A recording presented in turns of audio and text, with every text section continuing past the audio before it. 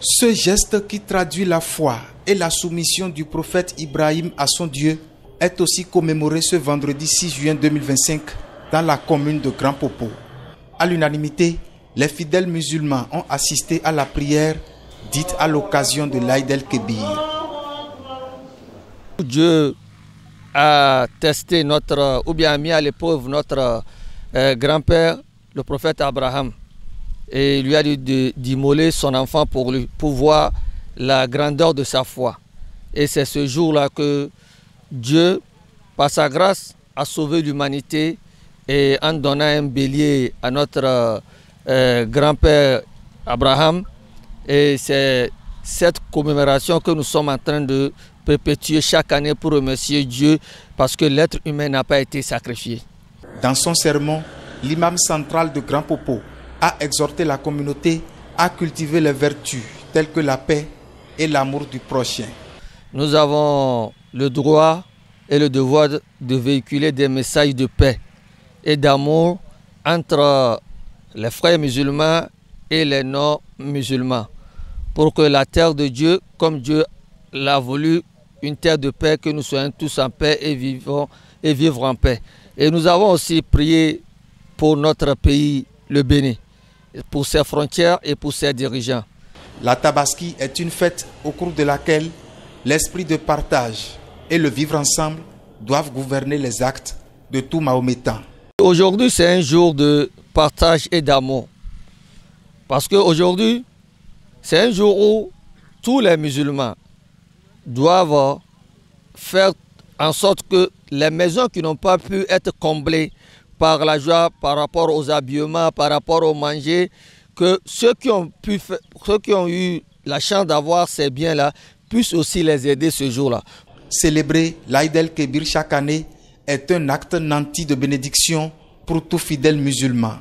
Ceux de la commune de Grand Popo l'ont compris et ont tenu à remercier Allah. Une commémoration que nous faisons chaque année pour remercier Dieu d'avoir sauvé les êtres humains parce que s'il n'avait pas donné un bélier pour qu'un être humain puisse être remplacé, aujourd'hui nous serons obligés de sacrifier nos enfants. Donc Dieu par son amour il a pu donner un bélier et nous avons été sauvés. Chaque musulman doit promulguer la paix entre lui et ses voisins, entre les musulmans et les non-musulmans. Et qu'aujourd'hui il faut partager soit tout petit peu ce que vous en avez avec ceux qui sont à côté de vous.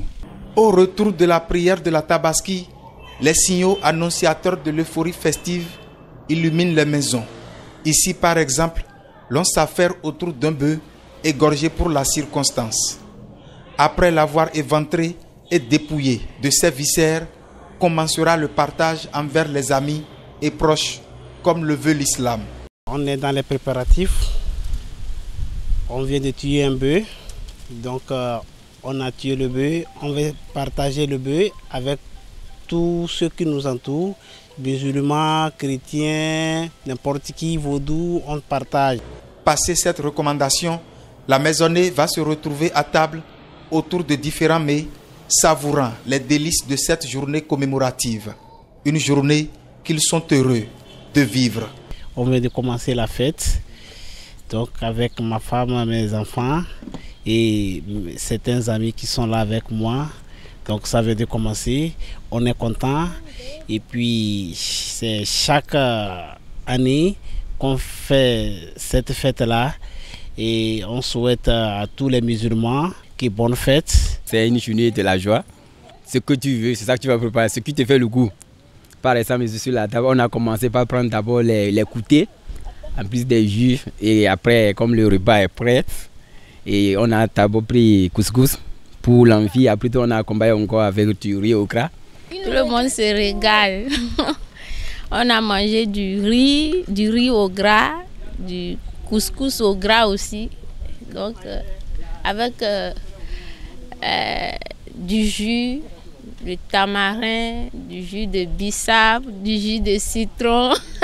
En tout cas, on se régale. Ce fut un plaisir partagé dans une ambiance conviviale digne de celle souhaitée à de pareilles occasions.